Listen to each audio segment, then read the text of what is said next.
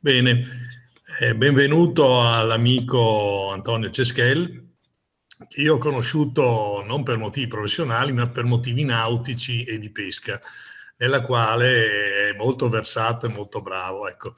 Comunque ha una grande personalità Antonio e sono sicuro che nel suo lavoro sia un eccellente manager. Lui è direttore generale della Moretti e lascio a lui rapidamente la parola perché ha delle belle cose da farci vedere sia come filmati di oggetti che soprattutto sulla fabbrica che speriamo di andare a visitare appena sarà possibile sia per le norme Covid che per l'organizzazione del lavoro stesso che avviene e che ci spiegherà. Dopo parleremo di alcune informazioni interne, ma non voglio portare via tempo ad Antonio, a cui lascio la parola adesso. A te, Antonio.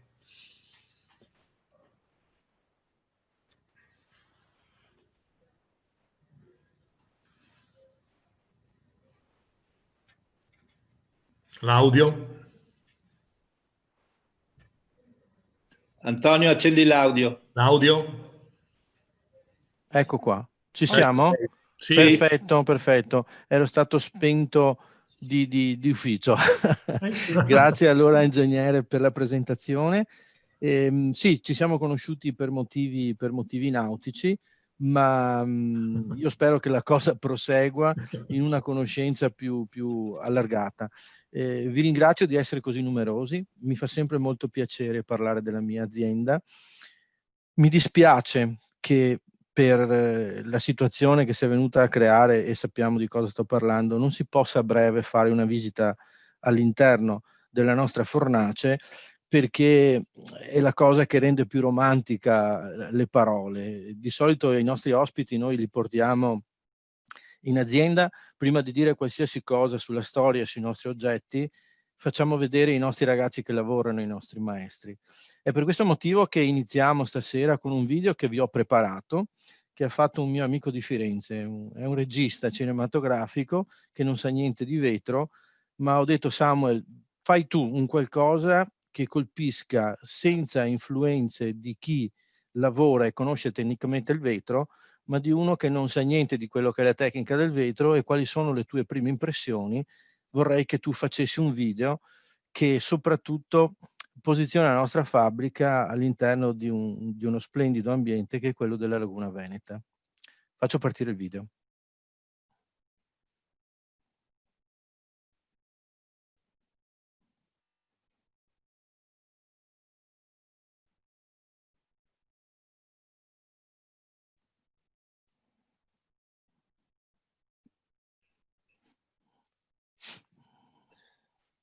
Share screen.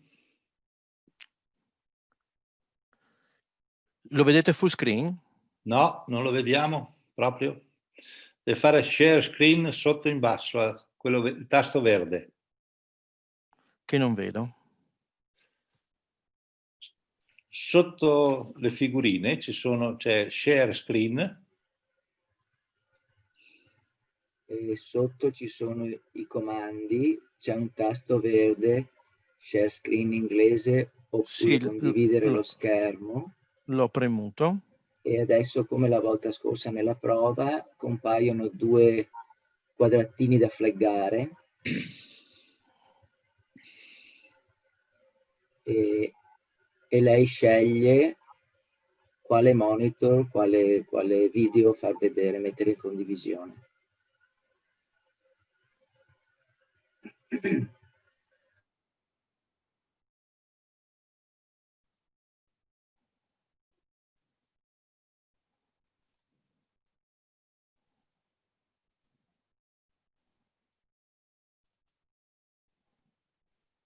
Lo vedete adesso? No.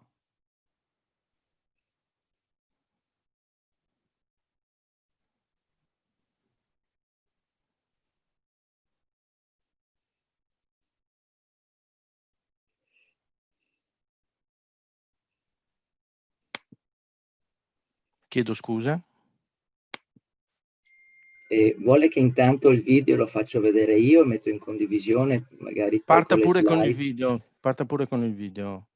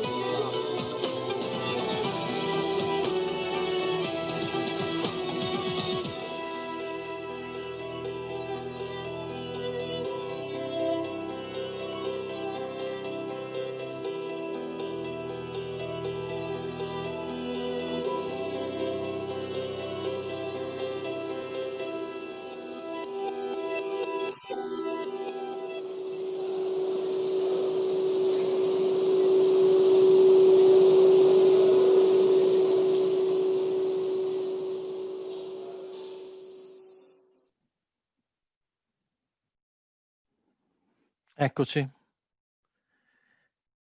Il video ha una grande pecca, che è quella delle emozioni.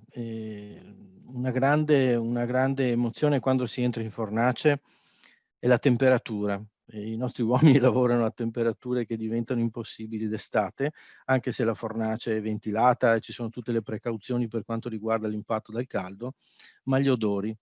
È una cosa che ho conosciuto Carlo alla fine, diciamo, della sua carriera, ma una cosa che lui mi faceva sempre notare in fornace era quello dell'odore che si sente al mattino entrando in fornace.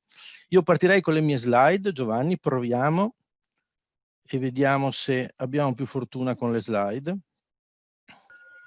Sì, procede pure.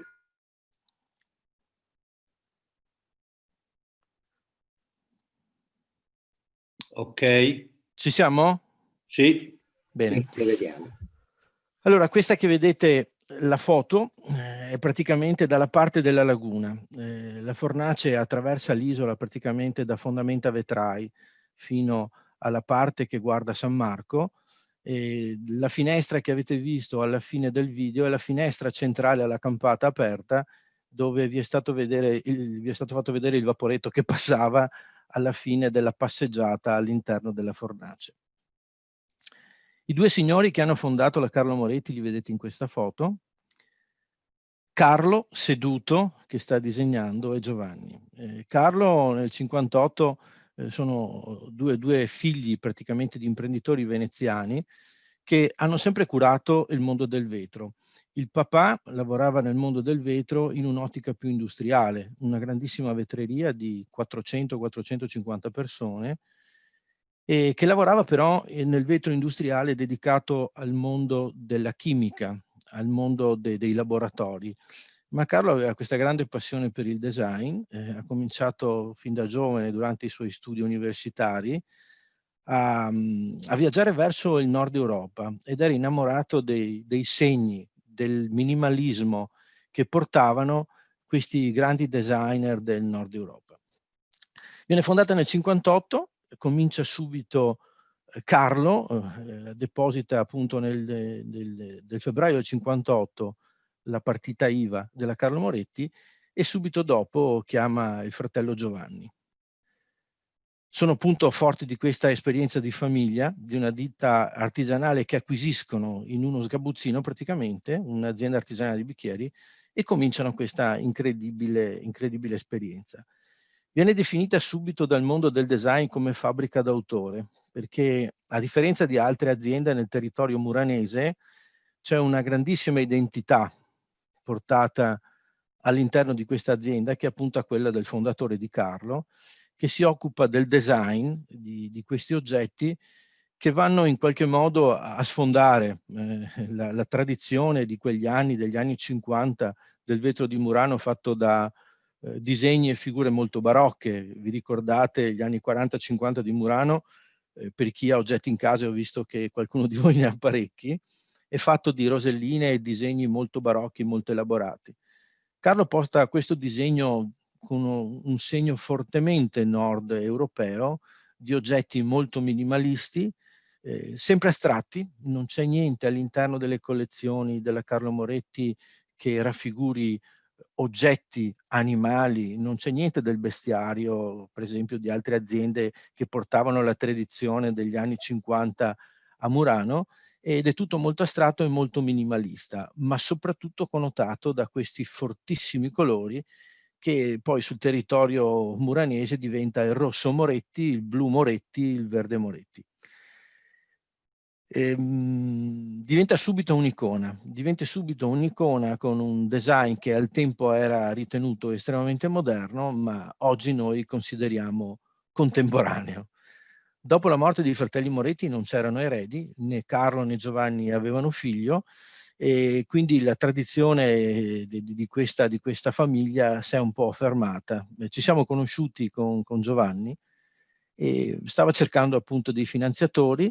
Si sono trovati questi finanziatori veneti, per fortuna, e l'azienda nel 2013 è stata acquisita appunto da questi imprenditori veneti, che hanno avviato un processo di rilancio del marchio e di riposizionamento della società, per quanto riguarda i canali tradizionali e mantenendo sempre questa grande identità del design che era stata tracciata da Carlo e Giovanni, ma implementando un qualcosa che renda contemporaneo il prodotto, ma soprattutto che lo vada a integrare con una tecnologia senza spostandone quello che è il fondamentalismo del segno che Carlo ha portato.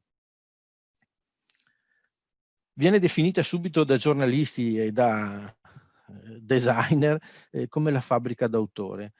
Il valore della produzione e dell'artigianalità del processo produttivo contraddistingue in maniera molto forte quelle che sono le opere create. Ogni esemplare è soffiato a bocca in una forma di legno di pero selvatico, viene poi rifinito a mano volante e completato con applicazioni a caldo di canne colorate, gocce colate, morrine ed altri elementi che lo rendono unico e riconoscibile. E va detto che la Carlo Moretti non si avvale mai di subcontractor, la Carlo Moretti non rifonde mai vetro che è già stato fuso. In Carlo Moretti si parte tutte le mattine con la materia prima che praticamente è stata fusa durante la notte e rende disponibile ai nostri maestri alle 7 di mattina, ma che fondamentalmente è la sabbia silicea fuse.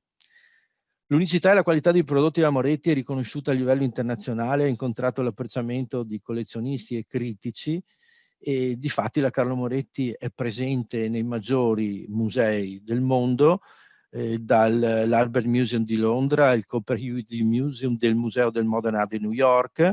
Siamo presenti anche al MoMA, adesso non l'abbiamo riportato, è stata scelta la nostra collezione degli asimmetrici in rappresentanza del design italiano.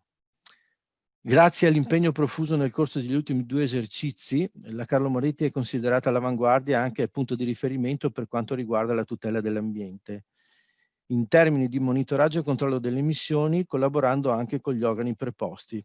È giusto dirlo, mi fa molto piacere dirlo che la Carlo Moretti è progetto pilota con Città Metropolitana per quanto riguarda il telecontrollo delle vetrerie. Abbiamo realizzato un sistema di teletrasmissione dei dati che vanno a registrare e a trasmettere ogni 20 secondi verso Città Metropolitana qual è la situazione dei sistemi di filtro in atmosfera di quello che viene generato durante la fusione del vetro e che verrebbe immesso in atmosfera.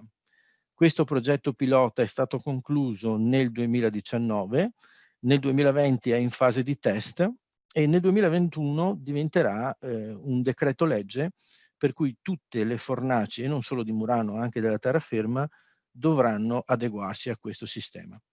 È una cosa che ci fa particolarmente piacere perché ci fa piacere anche dire ai nostri ospiti, ai nostri clienti, ai nostri visitatori che siamo particolarmente attenti al rispetto di quello che è l'ambiente in cui viviamo, un ambiente molto delicato che si chiama Laguna Veneta e abbiamo un'azienda di 4.000 metri quadri che fondamentalmente è a 200 metri di distanza in linea d'aria da una delle più belle piazze del mondo e più frequentate anche direi del mondo.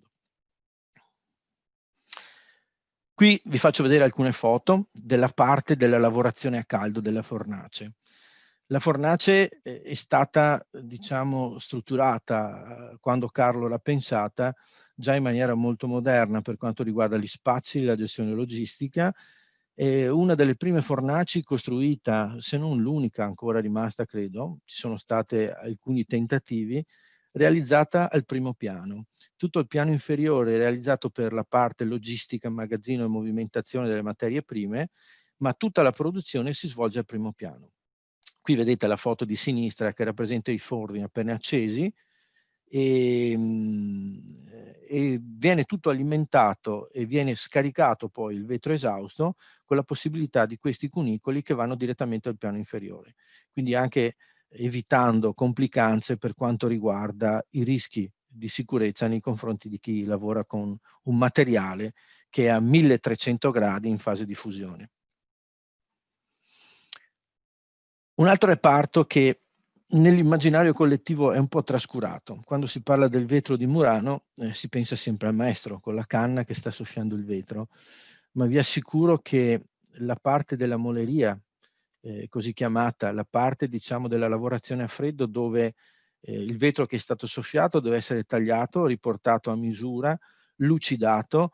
Sulla parte tagliata, e parliamo di bicchieri, bisogna rifinirlo, perché il contatto con le labbra e il contatto con le mani deve essere perfetto. Noi pretendiamo che l'appoggio sul tavolo sia perfettamente lineare, che non ci sia nessun movimento dell'oggetto quando è appoggiato. È di grandissimo valore di finitura poi a chi va a prendere in mano l'oggetto il lavoro che fanno queste persone. Persone che, vi faccio notare, sono anche molto giovani. Siamo orgogliosi del fatto che la Carlo Moretti sta attirando ragazzi che al fine dei loro studi poi vengono a chiederci di imparare e di proseguire questa tradizione. È una cosa che, vi dico la verità, mi emoziona molto, avere persone così giovani che vogliono venire a lavorare e vogliono lavorare usando le mani, realizzando qualcosa. Sulla foto di destra vedete la Giulia che sta firmando. Dopo che il prodotto è stato lucidato, è stato verificato in tutte le sue parti e ha superato i controlli di qualità, che vi assicuro sono molto molto rigorosi per quanto riguarda i livelli che ci poniamo di perfezione su quello che è il vetro, ogni nostro oggetto viene firmato e inciso a mano con il logo Carlo Moretti scritto in corsivo, e viene anche riportato l'anno. L'anno che per noi non è l'anno di produzione, ma è l'anno di ideazione del design dell'oggetto. In questo caso Giulia sta firmando un bicchiere, uno dei bicchieri della nostra serie Bora, ne parleremo in modo più approfondito dopo, e spessissimo quando parliamo di serie numerate, gli oggetti Carlo Moretti hanno il numero progressivo inciso sul fondo, unitamente a quello che è un certificato di firma di chi ha controllato l'oggetto, che viene posto come diciamo allegato all'oggetto per quanto riguarda la garanzia di unicità. Anche l'imballo non è trascurato, nel senso che per le nostre spedizioni internazionali abbiamo bisogno di un'altissima garanzia del trasporto e di protezione dell'oggetto. Usiamo un sistema a schiume bicomponenti, soprattutto per gli oggetti più grandi e più pesanti, dove dei sacchetti di un materiale biodegradabile vengono invasi da questi due componenti in schiuma, e la scatola, una volta chiusa, praticamente la schiuma che si espande va ad occupare tutti gli spazi che sono all'interno della scatola, rendendo praticamente l'oggetto perfettamente accluso, perfettamente bloccato all'interno della scatola. Vi assicuro che è un sistema molto molto affidabile. Una cosa molto molto importante che ci tengo a dire è che la Carlo Moretti è l'ultima fornace a Murano che ha praticamente il laboratorio della produzione degli attrezzi all'interno. Noi abbiamo un reparto dove vengono realizzati tutti gli attrezzi che poi i maestri useranno in fornace per soffiare il vetro. È un legno che si usa, un legno molto particolare, è un legno che è un'essenza di pero selvatico. In primavera io devo farmi un giretto nei paesi del nord Europa, spesso Danimarca, alla caccia del pero selvatico, perché è un'essenza purtroppo che è diventata difficile da reperire. Il pero selvatico non ha avuto grande successo nel mondo del furniture, nel mondo dell'arredamento, e pertanto non ci sono grandi incentivi per poterlo piantare, per poterlo coltivare, e quindi diventa molto molto difficile reperirlo. Il pero selvatico è una delle poche essenze di legno che al contatto dei 750 gradi della temperatura del vetro al momento della soffiatura subisce questo effetto di cristallizzazione, possiamo dire così, e permette di poter lavorare parecchie ore, che permette di soffiare parecchi pezzi prima che si perda la forma dell'oggetto. Tutto questo viene realizzato all'interno di questo reparto che produce esclusivamente utensileria per la Carlo Moretti. È una scelta abbastanza folle, dicono i miei soci, ma è una scelta che dà la possibilità di essere velocissimi nel realizzare nuove forme, che permette di essere velocissimi nel realizzare forme speciali per clienti che vogliono un qualcosa di estremamente diciamo customizzato, estremamente specifico e dedicato, ma soprattutto ci dà la possibilità ogni volta che realizziamo un nuovo attrezzo, una nuova forma, di avere un contatto diretto fra il maestro che lavora e il falegname, che non è vero che è un falegname, è vero che lavora il legno, ma noi lo chiamiamo il falegname in modo errato, ma che dà la possibilità di arrivare velocemente al massimo della resa ed abbattere soprattutto le difettosità del vetro. Questo è un qualcosa che ci dà un vantaggio incredibile con costi altrettanto alti. È una cosa che finché potremo terremo duro e vogliamo mantenere all'interno. Le altre fornaci si rivolgono a dei fornitori esterni, a dei subcontractor che producono utensileria. Una cosa che a noi dà un po' fastidio, lavorando con dei fornitori esterni, è che questo ci costringerebbe a raccontare un po' i nostri segreti del nostro processo, perché per ottenere quello che vuole il maestro che soffia dovrà anche spiegare come lavora e in che modo vuole che l'utensile sia realizzato. Qui vediamo Walter, uno dei nostri falegnami che sta lavorando. Questi sono questi scaffali. La foto non rende l'idea, ma se guardate in alto vedete le gocce di acqua che scendono, perché il pero selvatico deve essere costantemente tenuto bagnato. Tenuto bagnato non tanto per un problema di temperatura, ma perché l'umidità evita che il legno secchi e crepi. Una volta che l'utensile, una volta che l'attrezzo comincia a crepare, purtroppo diventa inutilizzabile, perché la pressione del vetro e la temperatura lo spaccherà immediatamente sotto l'azione del soffio del maestro e della lavorazione.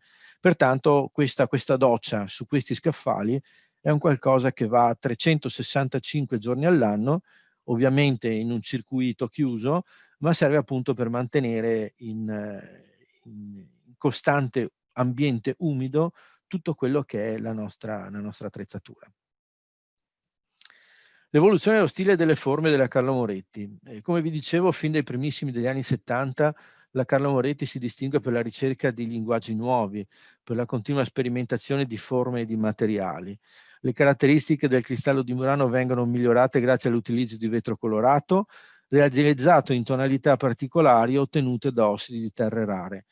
Qui una cosa che ci tengo a dire è che è vero che Carlo e Giovanni sono gli uomini che hanno fondato la Carlo Moretti e che l'hanno condotta per 50 anni, ma il terzo fratello, che si chiamava Cesare, un chimico molto famoso, non è mai entrato in azienda, è sempre stato di supporto esterno all'azienda, ma negli anni, per la ricerca del colore, la qualità del colore, soprattutto le tonalità, ma soprattutto la ricerca costante per quanto riguarda la purezza e la trasparenza del vetro Carlo Moretti, è stato di grandissimo supporto ai fratelli. Anche se viene citato poco, anche nel libro che è stato scritto da Carlo Moretti, io credo che Cesare abbia portato un grandissimo contributo per poter produrre un vetro come quello che si produce in Carlo Moretti senza piombo fin dal momento in cui l'azienda è stata fondata.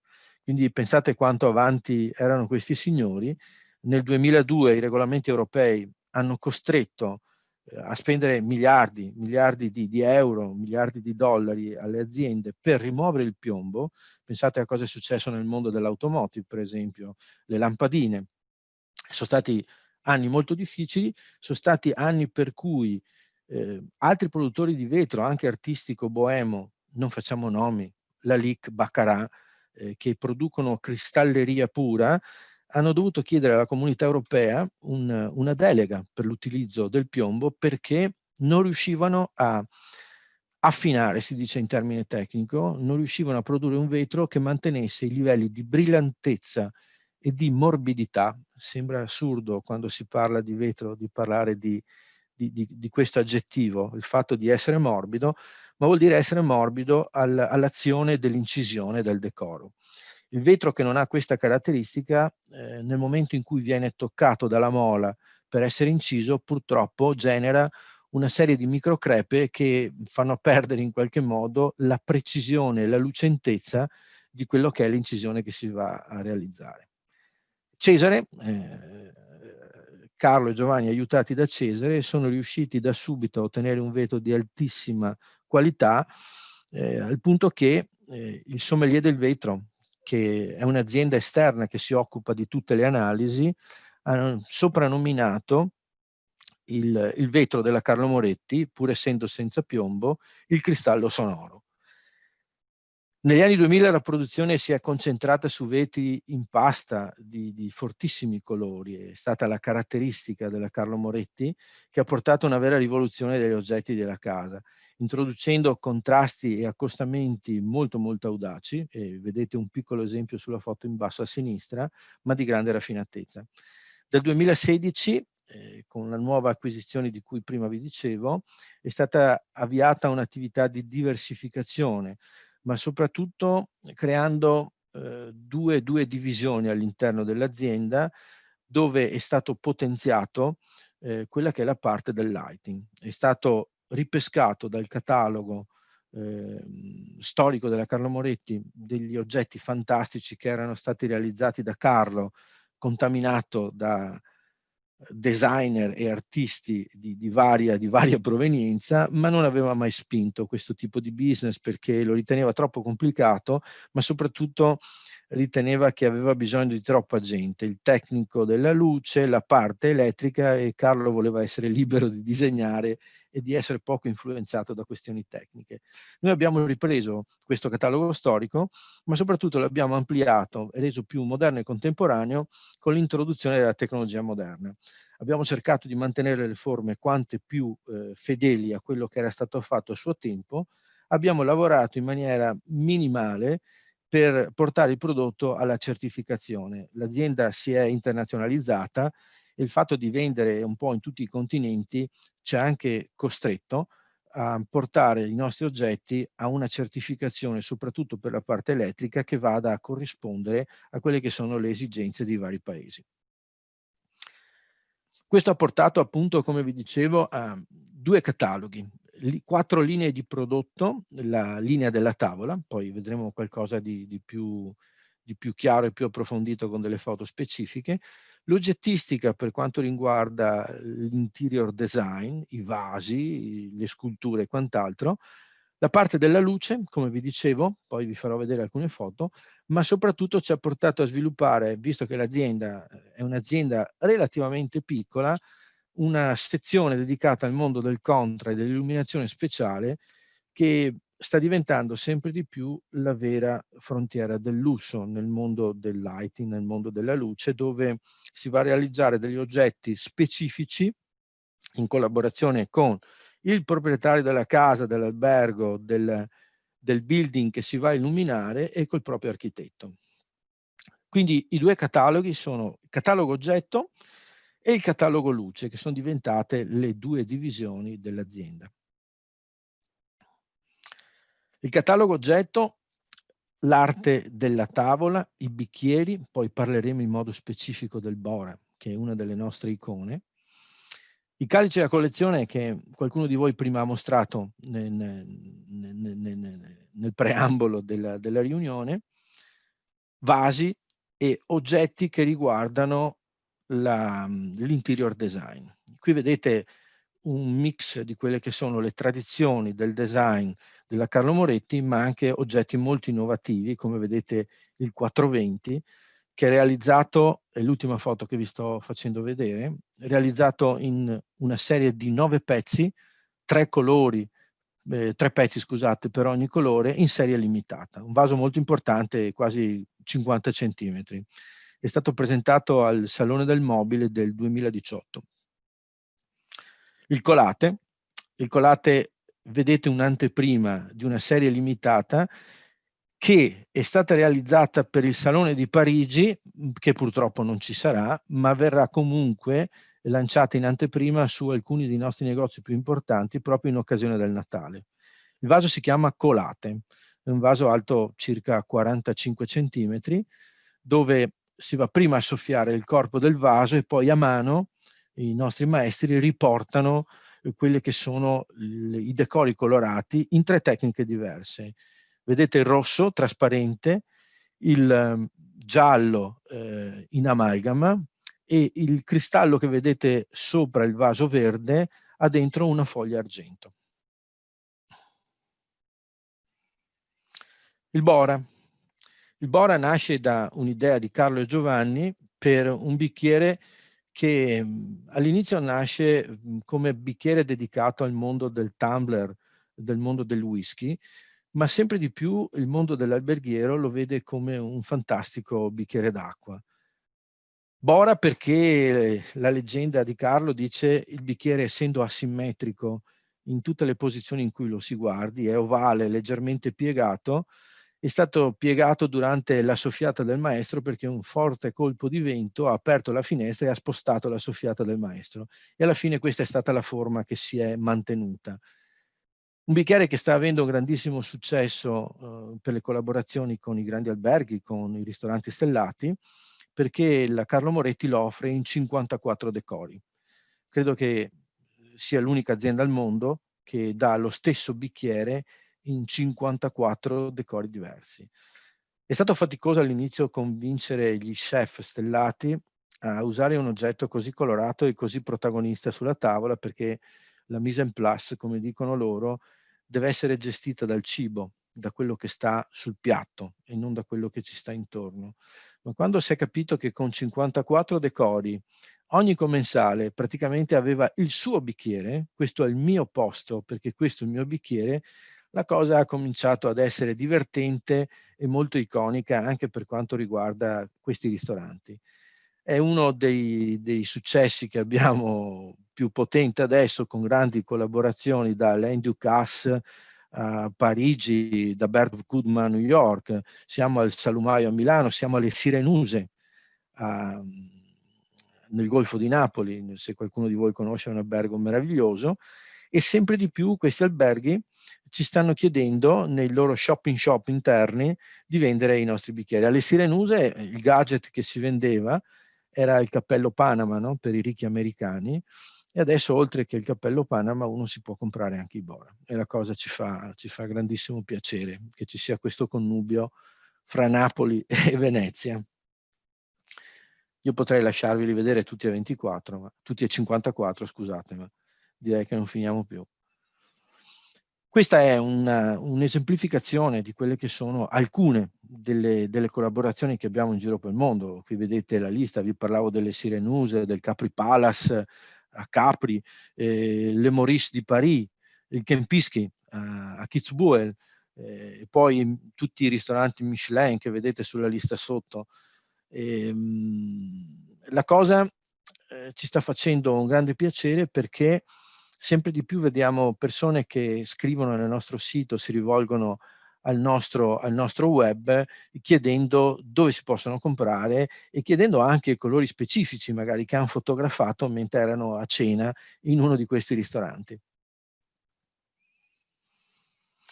Vi parlavo della luce e qui avete l'esempio di 6 pezzi, secondo me splendidi e senza tempo, che erano nel catalogo, diciamo nel portafoglio prodotti della Carlo Moretti Storico, ma che erano poco promossi al mondo dell'architettura. Riconoscete le forme che Carlo e Giovanni vedevano all'interno dell'azienda di papà, e si riconoscono, per chi ha visto un laboratorio di chimica, i fornelletti, i Bunsen, le ampolle che vengono usate nel mondo della chimica, ma che diventano magicamente delle splendide lampade.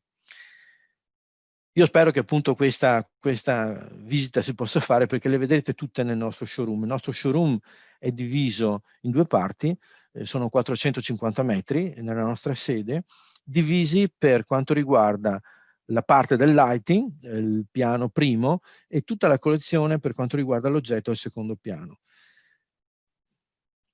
Nella luce, come vi dicevo, abbiamo implementato quella che è la tecnologia per il risparmio energetico, per la durata, ma soprattutto per l'interfacciamento domotico nel mondo della luce industriale, della luce architetturale.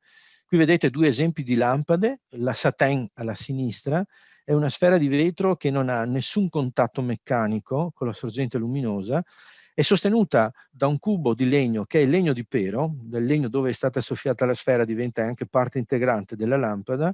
Non essendoci fori né contatti meccanici, la sfera può ruotare all'interno della sedia in legno, può essere rivolta verso l'altro, e visto che non ci sono problemi di temperatura, uno ci può mettere l'acqua e anche il mazzo di fiori. Diventa una cosa molto molto accattivante, vi assicuro, vedere l'acqua all'interno di fiori che è praticamente retroilluminata dalla luce a LED che è diffusa dall'interno del blocco di legno. Ci siamo rivolti alla tecnologia, all'esperienza fatta nel passato con la tecnologia nel mondo della luce per realizzare anche le lampade che vedete a destra. La Wi-Free si chiama, senza filo, è una lampada che vi posso anche far vedere dal vivo adesso, a fine riunione, che praticamente ha una batteria a ioni di litio che dà e garantisce 8 ore di autonomia.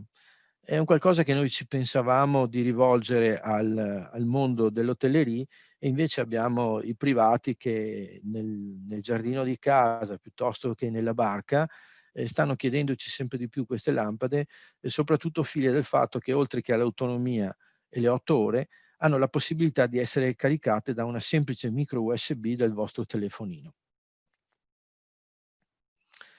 Vi parlavo del mondo del contral lighting, qui vedete alcuni esempi dove praticamente realizziamo soluzioni, applicazioni luminose in partnership col cliente o con l'architetto. In questo caso il cliente può dire: la Carlo Moretti questo l'ha fatto solo per me. Questi sono solo alcuni esempi, sul nostro sito c'è una sessione dedicata ad esempi proprio del mondo del contract e dello speciale nel mondo della luce.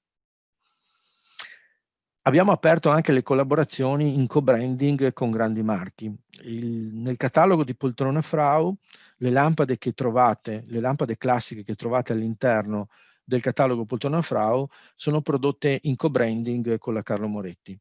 Le lampade sono firmate Carlo Moretti, i vetri, la montatura, lo sviluppo del progetto è tutto Carlo Moretti, e sono 5 lampade divise in 2 lampade da terra e 3 lampade da tavolo, e le realizziamo, come vi dicevo, specificatamente per il catalogo di Poltrona Frau.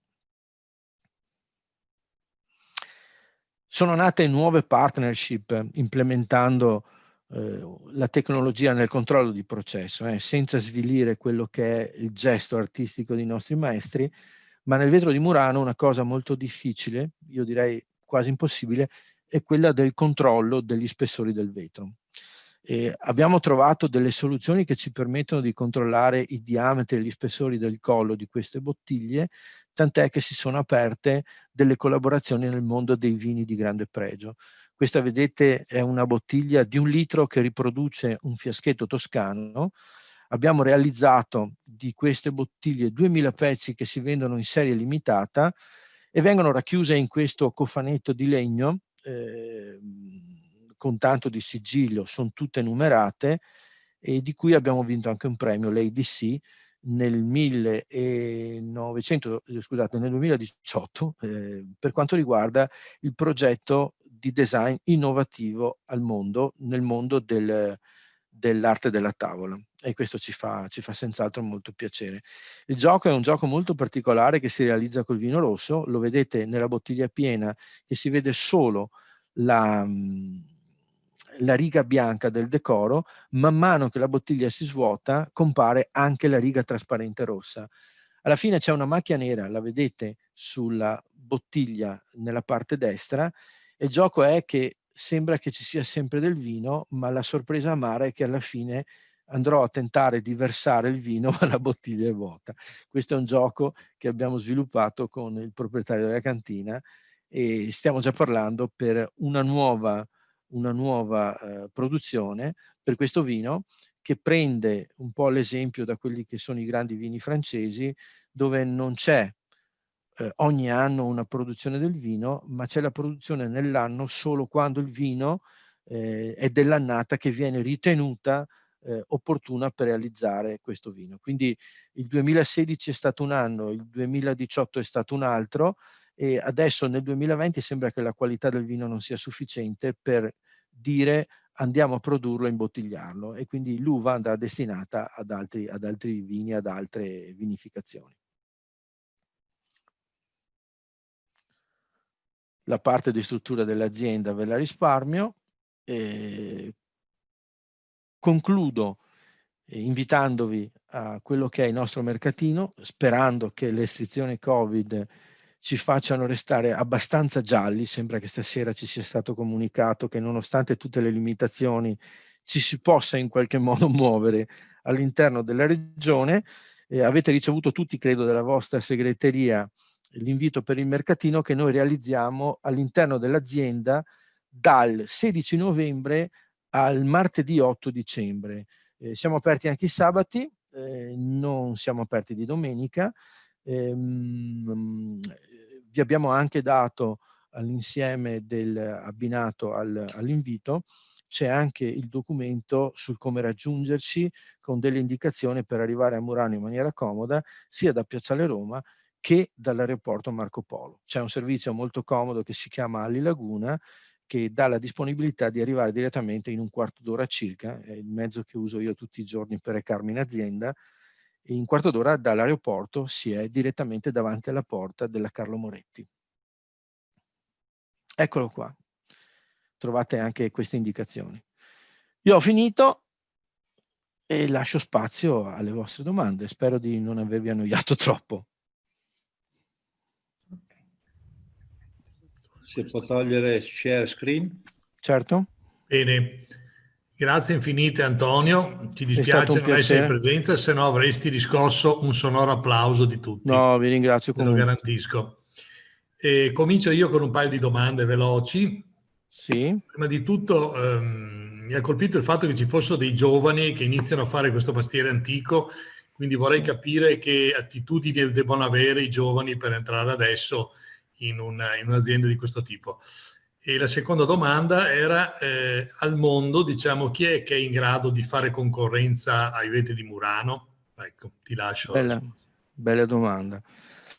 Roberto, i giovani oggi possono avvalersi di una scuola. A Murano c'è una scuola, Abate Zanetti, che praticamente porta i giovani vicino alle fornaci.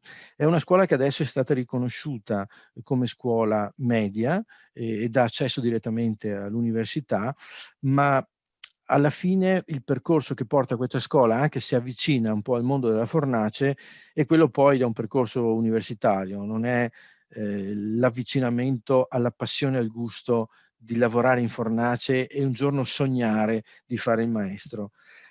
Un piccolo inciso è che fino a 15 anni fa i mezzi pubblici portavano a Murano al mattino 2300-2400 persone che soffiavano il vetro. Le crisi varie economiche, le problematiche sul fatto che siamo su un territorio molto delicato che si chiama Venezia, oggi conta 750 lavoratori del vetro a Murano. Io dico che trovare ragazzi appassionati diventa relativamente facile, sembra una cosa strana, ma trovare dei maestri diventa molto difficile. Io l'esempio che faccio spesso è quello che si paragona alla musica, no? Io credo che un violinista possa studiare, possa applicarsi tantissimo e diventare un buon violinista da concerto, però credo che per diventare il primo violino dell'orchestra ci voglia la parte del talento. E il talento purtroppo su 2200-2500 campioni può emergere e lo si può anche scambiare, no? Da azienda a azienda. Ma sai Antonio, io ho già 4 maestri in azienda, uno sta crescendo molto velocemente, perché non viene da te in Venini o viceversa? Il problema oggi è che con 750 persone che lavorano il vetro è sempre più risicata la possibilità di cogliere l'opportunità dei talenti, Roberto. Questa è la questione. Dopo, la cosa che sembra strana è che noi pensiamo ai giovani come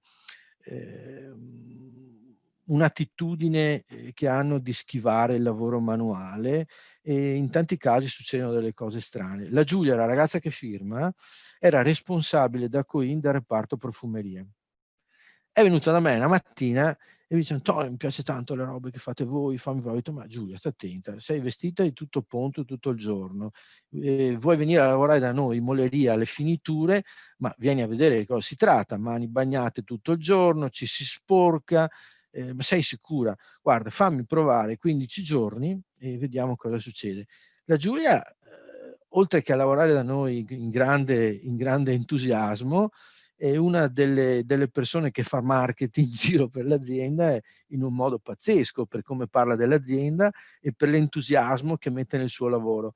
Io seguo Giulia nei suoi social, ma se il nostro marketing interno parlasse come Giulia parla, con il romanticismo del suo lavoro, vi assicuro che sarebbe fatta. Non so se ti ho risposto, Roberto. Poi mi parlavi della concorrenza.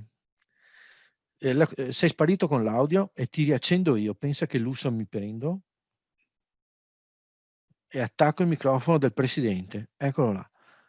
Allora, il tema è che sono passati tanti maestri per Murano e sono passati tanti personaggi che sono venuti ad imparare a Murano. Non so se qualcuno di voi conosce un certo Dale Ciuli, un americano con cui ho lavorato in tempi non sospetti, in tempi di Siemens, e insieme abbiamo fatto il soffitto del Bellagio Casino. Io lavoravo insieme a quel tempo, facevo il tecnico del mondo del LED, e sto Dale Ciuli, un personaggio che sembra un pirata perché ha una benda su un occhio, ha fatto 4 anni in Venini ed ha imparato, lui dice, a soffiare il vetro. In 4 anni non si impara, ma insomma si può arrivare a un bel livello.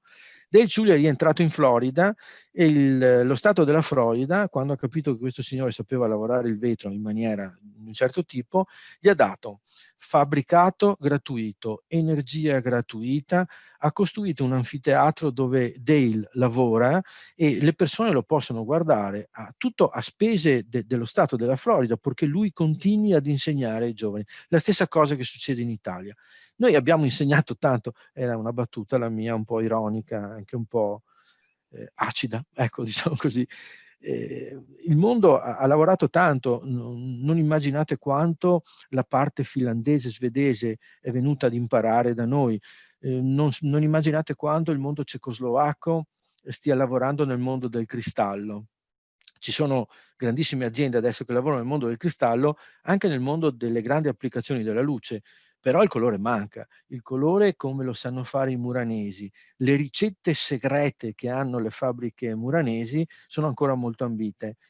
La leggenda, adesso le aziende hanno dovuto per questioni di ISO 9000 registrare e mettere in cassaforte tutte le ricette, un qualcosa che ti impone il mondo industriale di dover tracciare quelli che sono i tuoi processi.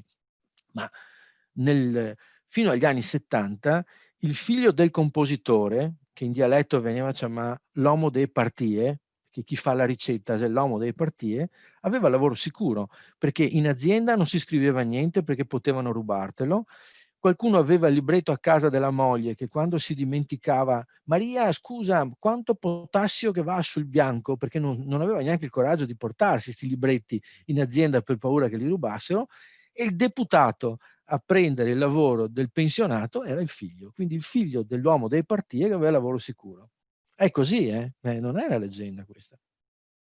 Quindi sicuramente è un patrimonio, io ne parlo con grandissima passione di questa cosa perché mi ha preso in un modo particolare, credo si veda da come ne parlo, ma sarà un delitto pazzesco nel momento in cui si capirà che quello che si è perso, Roberto, non tornerà più indietro, perché purtroppo è come per le barche, perché tu ami il mondo della nautica, tu sai che i veneziani è stato difficile tracciare quello che facevano i veneziani negli squeri perché non c'era disegni. La barca dello squero, la gondola, è fatta tutta a sagome, quindi tutte sagome su cui si taglia il pezzo di legno e si monta.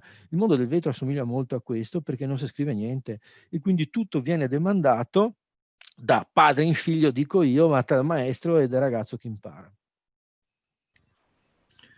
Bene, darei la domanda a Pascotto. Un altro Antonio. Un altro Antonio.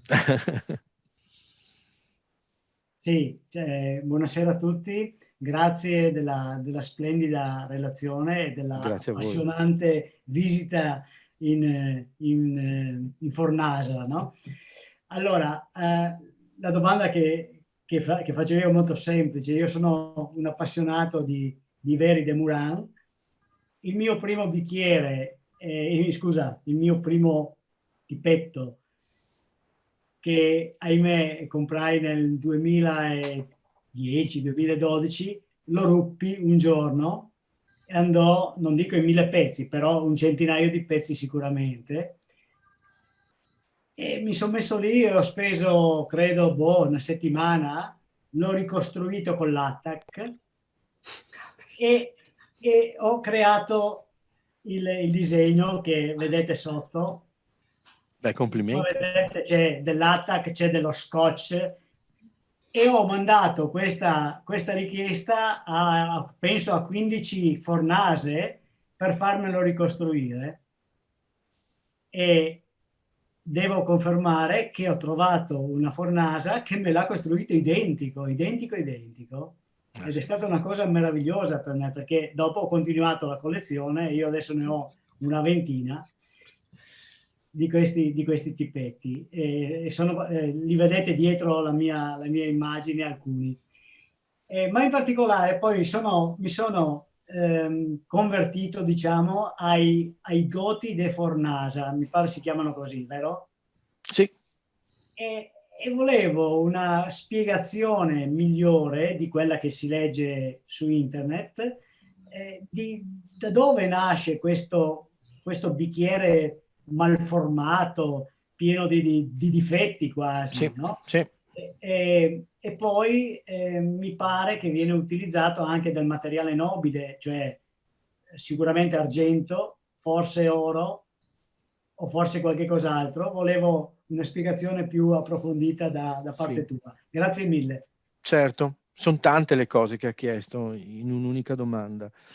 Il Goto, proprio perché Carlo ha rotto un po' la tradizione un po' barocca di Murano, e si vede un po' il design, che non voglio criticare, ma è un qualcosa che Carlo ha rotto dalle forme molto minimaliste. Non c'erano più le roselline, non c'erano più le pinzettatine che ci sono sul gambo del suo calice, ed è stato un qualcosa che a Murano, questo è matto, per dirla in maniera molto semplice, che poi invece in realtà ha portato ad avere degli oggetti che sono moderni, non è neanche il termine giusto, io direi contemporanei ancora ad oggi.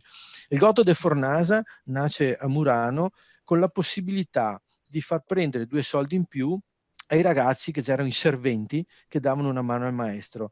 Il vetro che restava sul crogiolo, ecco perché è fatto male e spesso anche pieno di difetti, era l'ultimo vetro, perché voi sapete che è una pentola il crogiolo di Fondita, dove le cose più belle, le cose più nobili si fanno alle prime ore del mattino. Maestro De Fresco anche, nel passato non aveva ancora caricato tanto de ombre lo stomaco, perché questo era un problema che c'era nel passato, c'era tanto di quell'alcol che girava per le fornace da far paura, ma soprattutto il vetro, man mano che cala nella fondita, si va vicino a quelle che sono le impurità.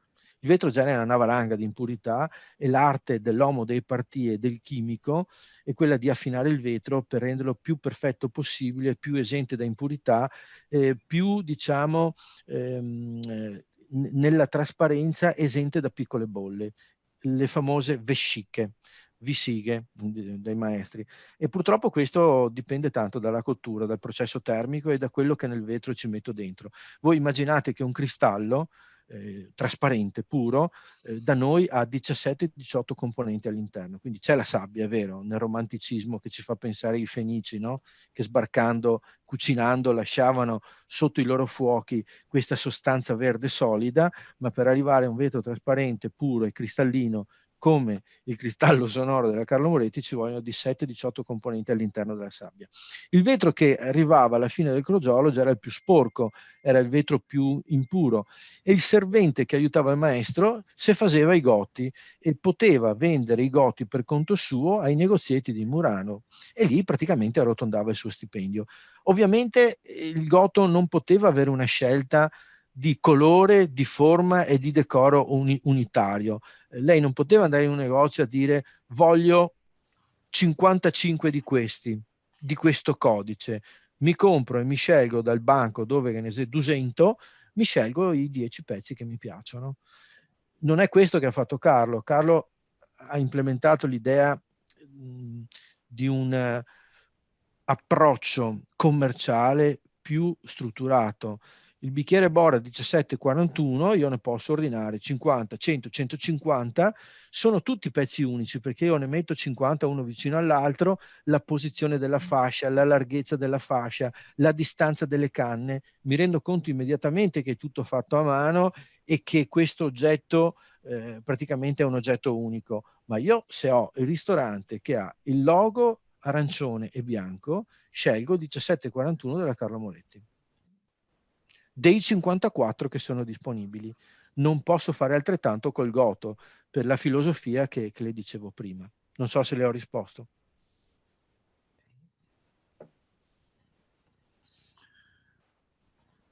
Bene, la parola alla Cecilia Ripa. Cecilia non ha il microfono. Non so se posso accendere. Si sentiva l'audio? Eccola. Sì. Adesso sì. Mi ascoltate? Ok. Io la devo ringraziare perché io ho una bellissima storia familiare. Noi avevamo un'azienda che faceva carta e utilizzavamo la mucillagine di Venezia per ripulire la laguna. E per cui per me Venezia ha un valore anche ovviamente storico della mia famiglia e della storia aziendale dell'azienda di famiglia. Però ho una passione enorme per i vetri, ma non io ho dei suoi bicchieri ovviamente, però io sono appassionata di gioielli di vetro e difatti sono innamorata della Silvia Levinson. Conosce le sorelle Saint? No, conosco però Massimo Lunardon che spesso e volentieri mi fa dei gioielli un po' particolari. Lo so che usa il vetro Pirex, so perfettamente, però le dico sono veramente delle opere d'arte da indossare e io utilizzo dei gioielli di vetro. Peraltro la ringrazio perché è stata veramente una cosa molto interessante. Grazie, ho grazie. fatto delle cose che non volevo farle una domanda, volevo farle i complimenti. Grazie, grazie mille. Allora, conosco Lunardon, siamo amici nemici nel senso che ogni volta ci portano a cena e ci mettono vicini perché c'è da divertirsi. Ma la questione è quella che il Pirex, il famoso borosilicato che usa Lunardon, è un vetro che ma non sto criticando, sto solo facendo due differenze. Parte da un tubo di produzione industriale, il vetro può essere riscaldato, modificato, ma non fuso per la lavorazione artistica. Il vetro muranese parte dalla sabbia, parte da una fondita e il materiale si plasma col soffio del maestro. Il Pirex si parte sempre da una forma precostituita industriale che generalmente è un tubo di vari diametri, ci sono varie soluzioni, ma si parte sempre dal tornio. Parlavo delle sorelle Saint, che sono amiche nostre, perché fanno gioielli in vetro, loro non fondono, ma vengono a rifornirsi del vetro della Carlo Moretti per produrre i loro gioielli. Fanno delle cose meravigliose, vi consiglio di andarle a vedere, sono delle amiche. Per chi ama i gioielli in vetro, ci sono tante signore, vedo, quindi andate anche a trovarle, hanno un bellissimo showroom a Murano.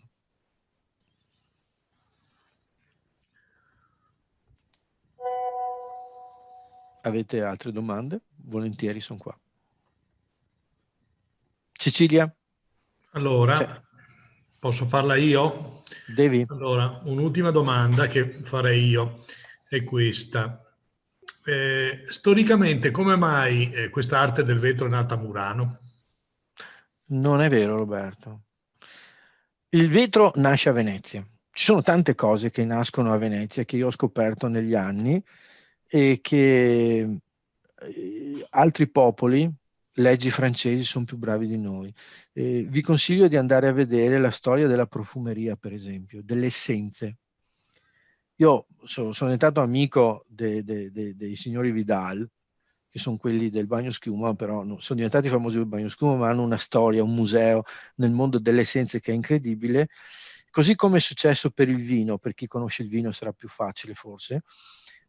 Sono state fatte delle cose incredibili a Venezia e tante cose nascono da una storia che ha una profondità estrema, ma fatta un po' di segreti e di una mancanza, secondo me, di cultura di quella che è una promozione fatta in maniera intelligente. Murano soffre molto di questo.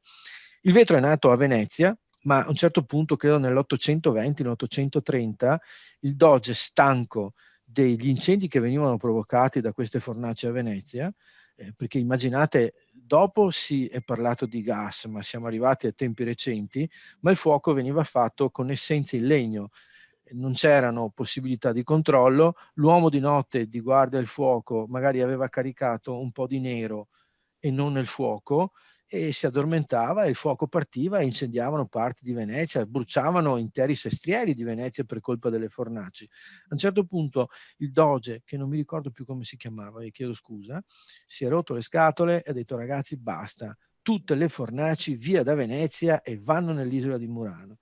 Quindi in realtà Murano è diventato un po' il polo industriale di quei tempi di Venezia, ma per un problema di sicurezza, per due problematiche: uno, la sicurezza degli incendi; la seconda, per il controllo delle fughe industriali, dello spionaggio. Già a quel tempo francesi, cecoslovacchi cercavano di portare via la conoscenza del vetro per il tema del colore, e praticamente c'era tanta gente che, sotto offerte danarose molto importanti, andavano a vendere i segreti delle ricette, del modo di lavorare il vetro. Il doge faceva inseguire sta gente dai giannizzeri e li faceva fuori. Allora, essendo raggruppati nell'isola di Murano, era più facile controllarli. Grazie. Bene. Maristella? Audio? Perfetto. Grazie infinite per la relazione, veramente affascinante, anche perché ci ha dato degli spunti storici, culturali e non solo, diciamo, professionali per quest'area così importante, insomma. Le sorelle Sente fanno dei gioielli meravigliosi, mi fa molto piacere sapere che lavorate voi per loro, insomma. Produciamo la materia prima, il vetro. Bellissime palle di vetro di tutte le forme, di tutte le dimensioni, eccetera. Hanno dei collier. E per le signore presenti dico che c'è un bellissimo negozio vicino al Ponte di Rialto, dalla parte del mercato, molto facilmente raggiungibile. Non occorre neanche andare a Murano, se si vuole. E invece io le desideravo chiedere una cosa, una curiosità. Allora, lei ha parlato del legno che è necessario utilizzare per preparare le forme e diceva che è legno di pero selvatico e che è difficile da trovare.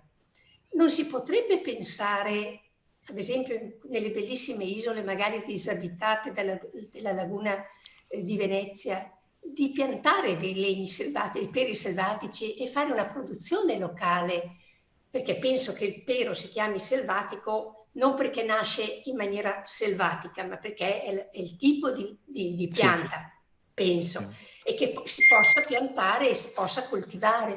Ci avete mai pensato? Perché l'idea di andare in Danimarca a cercarli, eccetera, magari la temperatura nostra non va bene, magari sulle nostre, non so, su Esatto, è anche un problema di ambiente. Allora, intanto tutto il mondo del business è mosso dagli interessi, signora, quindi purtroppo, essendo ormai una nicchia di mercato il pero selvatico, utilizzata da noi e da pochi altri segmenti che utilizzano il legno in questo modo, diventa poco interessante dal punto di vista economico, e dove non c'è tanto interesse economico c'è poca spinta, proprio ad essere sinceri del tutto. Il problema è il tempo. Ci sono soluzioni di attrezzi che hanno bisogno di pezzature di legno relativamente piccole, che vanno intorno ai 20-30 centimetri, ma noi facciamo degli stampi. Avete notato le lampade che vi ho fatto vedere prima? I diffusori sono in vetro soffiato. La OPD, quella lampada classica col cappello che sembrava quasi il cappello cinese, è una lampada che ha un diametro di 52-53 centimetri. Bisogna avere un tronco di 60-70 centimetri. Immaginate voi quanti anni servono per avere un tronco di questa dimensione, che soprattutto poi non è perché l'albero fa 60 centimetri mi va bene, non deve avere nodi, non deve avere particolari crepe, eccetera, eccetera. Quindi la fortuna nostra è che abbiamo amici danesi innamorati del vetro che scambiano la cortesia di, quando hanno grandi partite di legno, di farmi andare là, e io con la bomboletta nera faccio il logo della Carlo Moretti e su 80-90 tronchi ne scelgo una decina. Ma finché abbiamo questi amici possiamo andare. Ma immagini che su una partita di un campo di tronchi tagliati, io vado a scegliere un 15-20 tronchi che secondo me sono quelli che hanno meno nodi, che non hanno crepe. Vengo sempre cazziato dal falegname perché non va mai bene, ma tento di scegliere i migliori.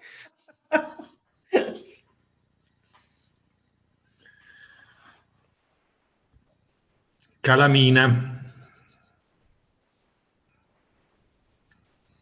Una domanda. Ecco qua.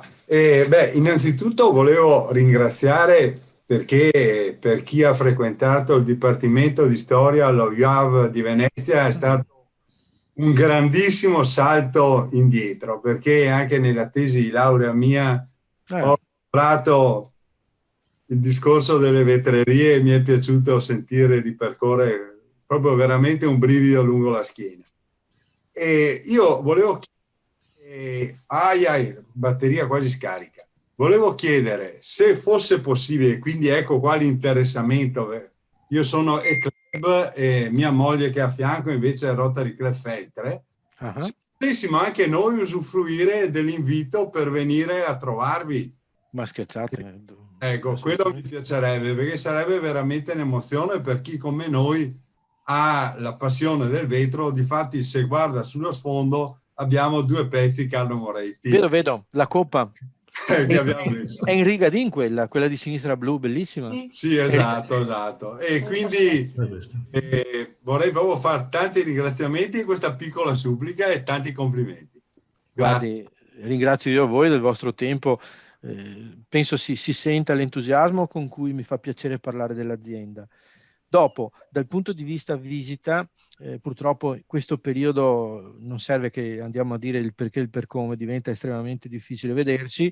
Sarà anche estremamente difficile portare le persone al nostro mercatino, un appuntamento che viene atteso da tutti i nostri amici. Noi abbiamo una mailing list che chiamiamo gli amici della Carlo Moretti.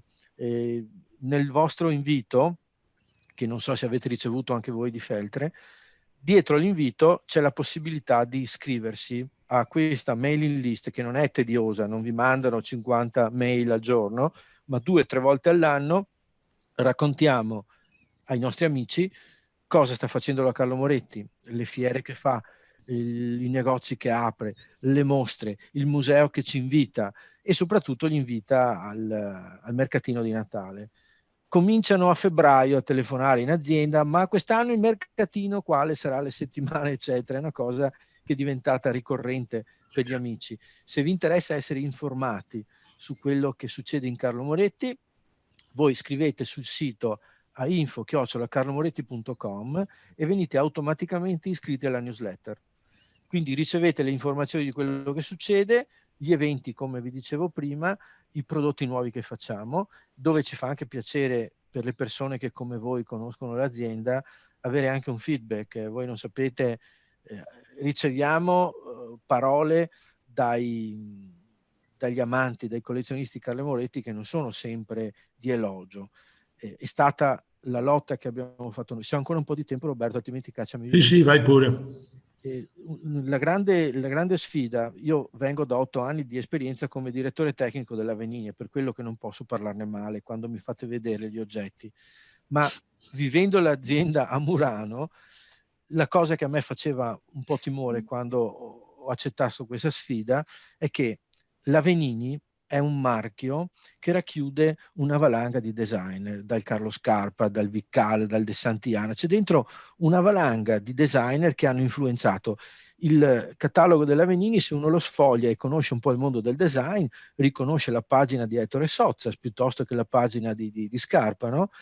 La Carlo Moretti è l'azienda del signor Carlo Moretti. La cosa che a me spaventava era quella che prendiamo in mano questa azienda, questa fortissima identità che ha dato questo uomo per chi la conosce e per chi ha la passione della Carlo Moretti. Le prime cose che mi sentivo dire e mi aspettavo di sentirmi dire: ma chi sei adesso che disegna e che pensa a robe nuove?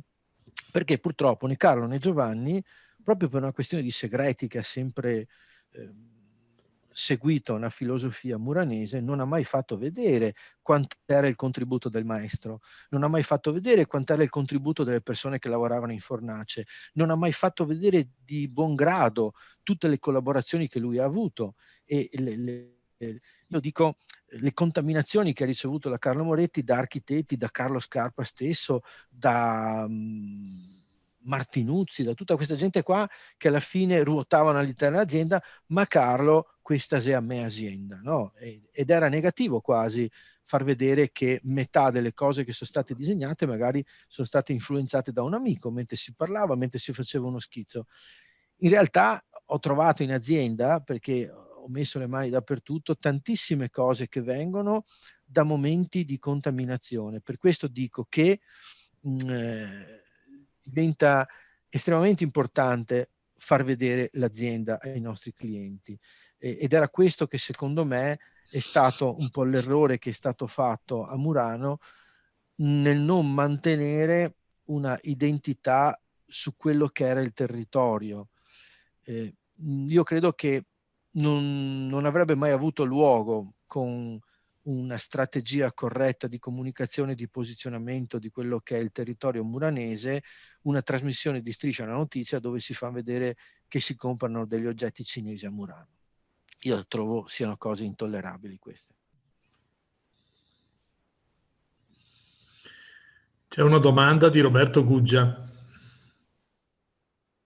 Ascoltiamo Roberto. Mi sentite? Sì? Sì. Eccomi qua. Grazie Antonio della interessantissima relazione. Io sono di estrazione un tecnologo e conosco bene il mondo della fonderia dei metalli, però non so assolutamente nulla di vetro.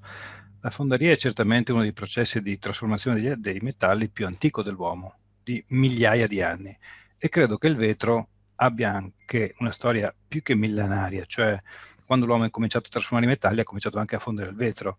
Ma come si è inventata la tecnica della soffiatura? Perché l'uomo ha cominciato a soffiare il vetro? Non esiste nessun processo di soffiatura nel mondo dei metalli, che è vecchissimo, ma perché hanno cominciato a soffiare il vetro? Quanto antica è questa tradizione? È recente o è vecchia come il vetro? Allora, Roberto, lei è un tecnologo, ma la mia storia parte dalla tecnologia. Come vi dicevo prima, io ho vissuto per 19 anni nel mondo Siemens e curavo l'automotive lighting, i fari allo xenon, il mondo del LED e quant'altro. Lei dice che il mondo del metallo non vede la soffiatura. Mi permetto di dissentere un po', perché per esempio gli housing, i contenitori del mondo dell'elettronica che vengono fatti nel mondo del magnesio, dell'alluminio, sono tutti iniettati. Quindi in realtà io fondo il metallo e lo vado a iniettare ad altissima velocità all'interno degli stampi. Non è la stessa cosa nel vetro, ma la necessità di avere oggetti che avessero un peso molto relativo ed occupassero grandi volumi, piuttosto che semplici contenitori, pensiamo alle bottiglie e ai bicchieri, ma soprattutto nel vetro di Murano, quando si è pensato al grande mondo del contract e le grandi rappresentazioni artistiche. Se lei prende del vetro massello e deve fare un lampadario come abbiamo fatto noi di 13 metri in un centro commerciale, o soffia il vetro e alleggerisce le singole forme, altrimenti se va con forme piene, il lampadario invece di essere 1200 kg e svilupparsi per 13 metri, diventa un lampadario di 10.000 kg. Quindi il problema della soffiatura, avulso da quello che è il mondo dei contenitori, perché la bottiglia e il bicchiere, è stato un qualcosa che è stato spinto dal mondo della leggerezza soprattutto. Quando Murano, per esempio, si è trovata ad affrontare il mondo delle grandi applicazioni, delle grandi soluzioni luminose. Non dovrei dirlo io, ma se voi andate a vedere, per esempio, la collezione che Scarpa e Ludovico Diaz de Santillana ha fatto nel mondo dell'Avenini col vetro soffiato, si capisce qual è stata la spinta preponderante che è stata data per avere volumi impressionanti dal punto di vista spaziale, con pesi che dovevano essere estremamente relativi, perché si andava a caricare i solai con pesi allucinanti, e qua era il problema di Roberto Pacagnella, che doveva tenerla su sta roba, no? E questo è il problema.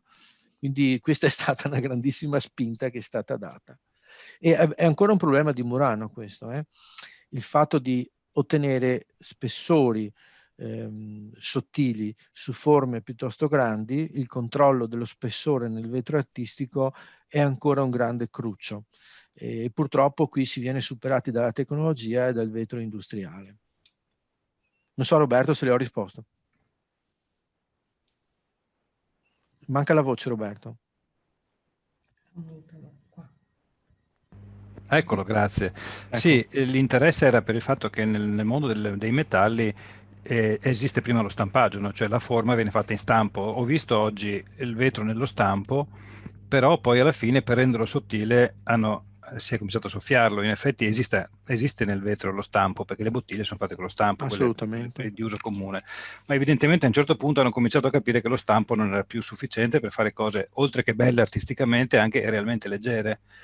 Mi domando quando veramente hanno cominciato a fare questo tipo di tecnica, che è anche molto complessa. Da sempre. Da sempre. Da sempre. Da quando si è capito, hanno cominciato i Fenici a realizzare oggetti, ed è stata la scoperta, come dicevamo prima, del fuoco fatto dalla galera che si fermava in spiaggia e faceva scendere l'equipaggio per far da mangiare, e al mattino dopo la sabbia della spiaggia diventava questa roba verde, dura e consistente, che era stata fusa dal fuoco della notte. Ma sta roba, che è così dura e così resistente, non può avere una forma, e lì è diventata immediatamente la soffiatura. Lei, Roberto, ha mai visto come si lavora il vetro? È stato in una fornace? Sì. L'esempio che faccio io spesso quando spiego e non sia davanti a un forno, parlo del miele. Se lei prende uno stuzzicadente e lo appoggia su un vaso di miele e ruota questo stuzzicadente, più ruota lo stuzzicadente, più miele si attacca allo stuzzicadente. Il principio del maestro che leva, si dice, è esattamente questo: si appoggia la canna da soffiare sul vetro e si tiene appoggiata sul pelo del vetro e si ruota su se stessa. Più ruoto, più vetro porterò via dal crogiolo. E questo è il problema che c'è nel vetro artistico. Mentre nella soffiatura industriale prelevo da un crogiolo con un cassetto automatico una quantità sempre fissa di vetro, è solo la sensibilità del maestro che dirà quanto vetro ho prelevato e va a definire poi quello che è lo spessore dell'oggetto.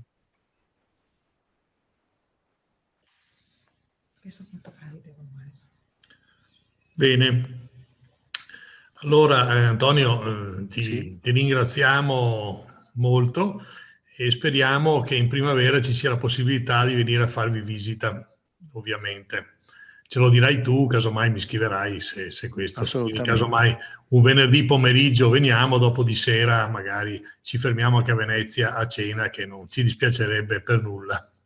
Guarda, Roberto, sarà un piacere dirvi che potete venire a Venezia, perché vorrà dire che abbiamo superato questo momento così triste della nostra storia e che sia ancora possibile tornare a muoverci, perché oltre che il piacere di vedervi in azienda, vorrà dire che è ripartito il mercato, che è ripartito il nostro lavoro, che potremo partecipare al Salone di Milano, che possiamo pensare al Salone di Parigi, che possiamo pensare a dire al nostro cliente da New York: vieni a trovarci, prendi un aereo. Quindi il piacere di vedervi sarà connotato dal fatto che vuol dire che siamo ripartiti.